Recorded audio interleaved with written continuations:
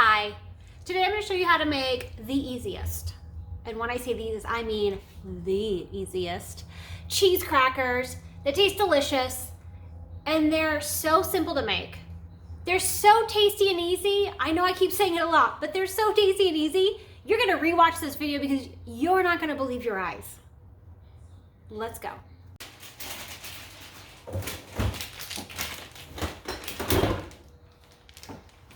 Cheese. That's it. Those are the only ingredients you need. And as you can see, I have 2 packages. So we're gonna make 2 flavors of cheese crackers. We're gonna start off by preheating the oven.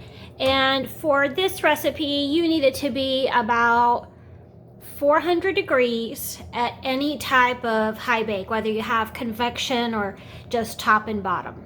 And what I have today is Sonoma Jack, and this is like 2 pounds of cheese you can get at Costco. Here's all you have to do. Take out a lot of cheese.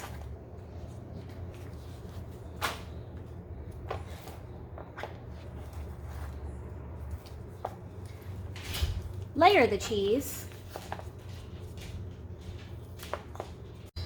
So it looks like I have about 8 pieces, so I'm gonna go ahead and layer the cheese into 4 and 4 pieces. You wanna cut this into 16 pieces. What's the easiest way? Half. Let's move this off to the side. Oops, I guess we'll move it here. Half again. Then another time. Then we're gonna do it this way.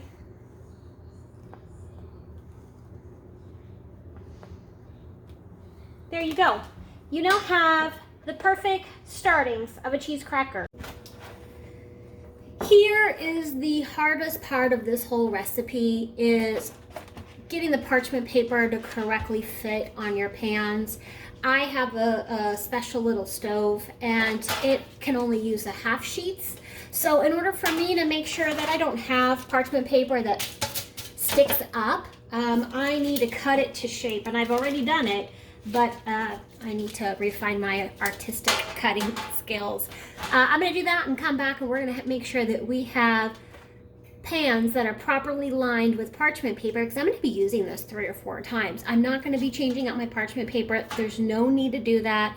So just take a moment to make sure that the parchment paper correctly fits within your pans.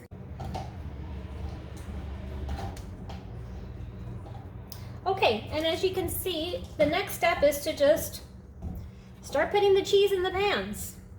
It doesn't have to be perfectly straight, but you want it about a 1/2 inch apart so that it has room to spread as it bakes.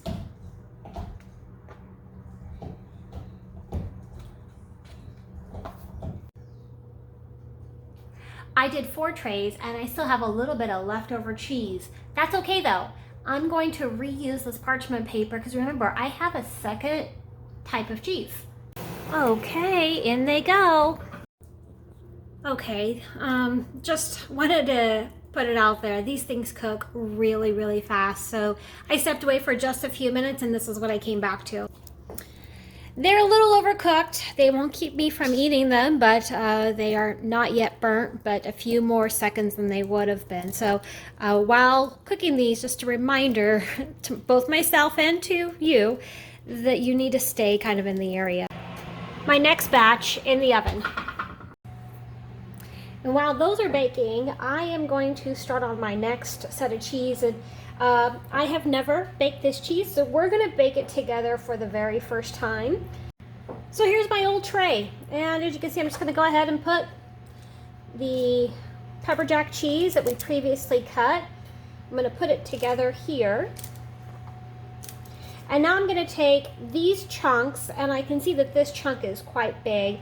So I'm gonna give it a little bit more space just to test it out. Because like I said, I've never done this cheese before. But I do know that when you break it apart, it does kind of make more for a crispier cracker. So we don't want them to be too big. So here's what they should look like. And you can see there's a little bit of a lightness on the inside. Some of them are even still a little white, but nothing is a little over the top. This one from the camera looks like it's dark, but it's not. Let me show you on the rack next to each other. All right, so here I have the two crackers kind of side by side. These are the ones that I took a little too long to come back to, which I should have never walked away from. I kind of knew it, but I thought I could multitask. And if you know me, you know I like to multitask. This one here is the one that I took out perfectly, and you can see the difference. Some of them have a little wider center. If I were to pull up one of these and kind of bring it closer to the camera here so that you can see that here it's almost like on the verge of getting a little too cooked, and I can almost taste a little bit of the burntness on here. Even one of these, the most cooked one, still has caramel and honey color, and when I taste it, my goodness, these things are they're so good. I cannot stop eating them. Yeah, these are really good. Well, there you have it. The world's easiest cheese cracker, if you don't walk away from it. Lesson learned. You may ask yourself, whatever happened to the wine cheese cracker thing? Well, it's right here. It's tasty. It's not as tasty as the pepper jack cheese. It tastes like a fancy cheese that you'd get on a fancy salad at a fancy restaurant. It's not bad, but my absolute favorite is still this little guy. Pepper jack cheese cut into 1/16 of a cheese bit and baked in the oven for a few minutes. It just can't be beat. Well, I hope you've enjoyed this little video, and cheers, whatever. Have a good time.